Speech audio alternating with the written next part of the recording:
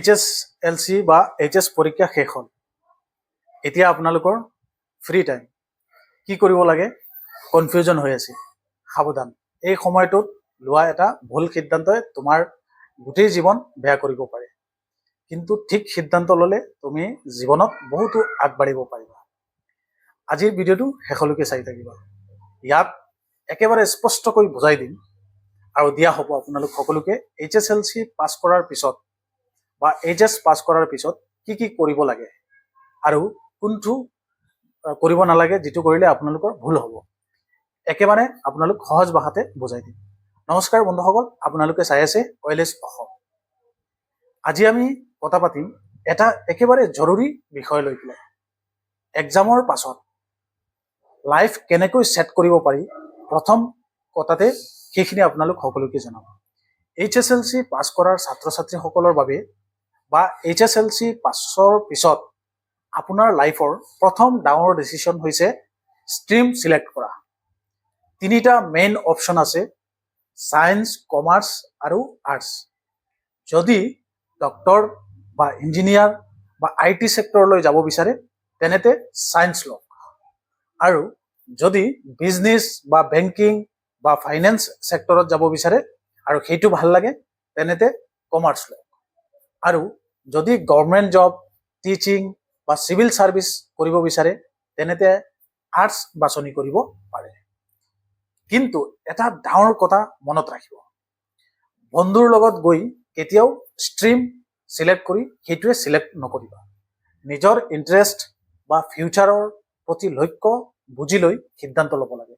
HS আৰম্ভ হোৱাৰ আগতেই কিছুমান স্কিল শিকা আৰম্ভ কৰা অতি দৰকাৰ, যেনে বেসিক কম্পিউটাৰ, ইংলিছ স্পিকিং আৰু ইণ্টাৰনেট স্কিল। এইবোৰেই তোমাক আনৰ পৰা আগবঢ়াই ৰাখিব। এতিয়া আহোঁ HS পাছ কৰা ছাত্ৰ ছাত্ৰীসকলৰ কথা। এইটো ষ্টেজত আপোনাৰ ৰিয়েল কেৰিয়াৰ আৰম্ভ হয়, সেইকাৰণে ইয়াত ভুল কৰাৰ সুযোগ নাই। সায়েন্স ষ্টুডেণ্ট হ'লে ডক্টৰ হ'বলৈ নিট প্ৰিপাৰেশ্যন কৰিব লাগিব বা ইঞ্জিনিয়াৰিং হ'বলৈ JEE প্ৰিপাৰেশ্যন কৰিব পৰা ক্ষমতা থাকিব লাগিব, নাইবা BSc IT ফিল্ডলৈ যাব পৰা। কমাৰ্চ ষ্টুডেণ্ট সকলৰ কাৰণে BCom বা CA বা বেংকিং সেক্টৰলৈ আগবাঢ়িব পৰা সুযোগ থাকে। আৰ্টছ ষ্টুডেণ্ট সকলে BA, LLB, government job preparation, ল, টিচিং আদি বাছনি কৰিব পাৰে।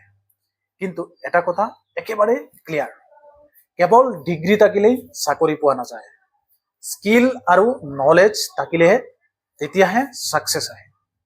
এতিয়া কথা পাতোঁ ষ্টুডেণ্টছৰ আটাইতকৈ ডাঙৰ ভুলবোৰ। দিনটো মোবাইল লৈ সময় নষ্ট কৰা, গেমিং এডিকশ্যন হোৱা, ভুল বন্ধু বাছনি কৰা আৰু নিজৰ লাইফৰ কোনো প্লেন নথকা। এইবোৰ ভুলে আপোনাৰ ফিউচাৰ ধ্বংস কৰিব পাৰে। যদি তুমি স্মাৰ্ট হোৱা বা স্মাৰ্ট হ'ব বিচৰা তেনেতে আজিৰ পৰা আৰম্ভ কৰা নতুন স্কিল শিকাৰ কাৰণে। অনলাইন আৰ্নিং বা ইউটিউব আৰম্ভ কৰা আৰু গভৰ্ণমেণ্ট জব প্ৰিপাৰেশ্যন কৰা, আৰু সেইটো ছাইডত আৰম্ভ কৰা। মনত ৰাখিবা, যি ছাত্ৰ বা ছাত্ৰীয়ে আগতে আৰম্ভ কৰে সেই ছাত্ৰই জীৱনত আগবাঢ়ে। বন্ধুসকল, এক্সাম পাছ কৰাটো এণ্ড নহয়, এইটো হৈছে নতুন জীৱনৰ আৰম্ভণি। সেয়েহে সঠিক সিদ্ধান্ত ল'ব লাগে, কঠোৰ পৰিশ্ৰম কৰিব লাগে আৰু নিজৰ জীৱন নিজেই গঢ়ি তুলিব লাগে। এই ভিডিঅ'টো যদি ভাল লাগে এটা লাইক কৰিব আৰু শ্বেয়াৰ কৰিবলৈ নাপাহৰিবা, আৰু OLS অসম ইউটিউব চেনেলটো ছাবস্ক্ৰাইব কৰি ৰাখিবা, কাৰণ নিয়মিতভাৱে এনেধৰণৰ দৰকাৰী আৰু ইনফৰ্মেটিভ কণ্টেণ্টবিলাক আপোনালোক সকলোৰ কাৰণে লৈ আহোঁ। আজিৰ এই ভিডিঅ'টো আপোনালোক সকলোকে ইমানেই। পৰৱৰ্তী সময়ত যিবিলাক ছাত্ৰ ছাত্ৰী আছে তেওঁলোক সকলোৰ কাৰণে এনেধৰণৰ সুবিধাজনক কিছুমান ভিডিঅ' লৈ আহিবলৈ চেষ্টা কৰিম। ধন্যবাদ।